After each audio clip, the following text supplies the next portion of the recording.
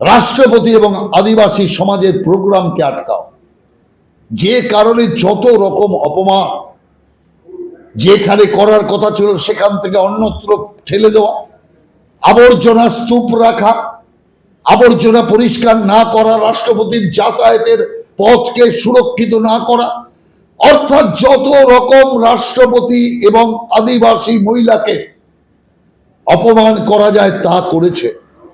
কারণ এটা মমতা ব্যানার্জির পূর্বাভ্যাস। তিনি জঙ্গল মহলে গিয়ে মাঝে মাঝে আদিবাসীদের সাথে নাচেন, দেখান আমি আদিবাসীদের কতটা আপন। কি করে?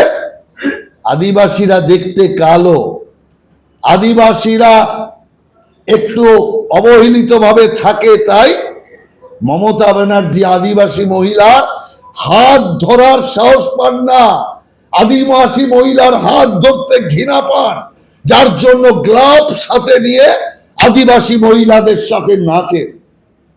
এ দৃশ্য আপনারা দেখেছেন। অতএব যে রাজ্যের মুখ্যমন্ত্রী আদিবাসীদের অচ্ছুত মনে করে, যে রাজ্যে আদিবাসী মহিলাদের বলপূর্বক দণ্ডি কাটানো হয়, সেই রাজ্যে আদিবাসী সম্মানকে ধুলোয় লুটিয়ে দেওয়ার কাজ বারবার এই সরকার করেছে।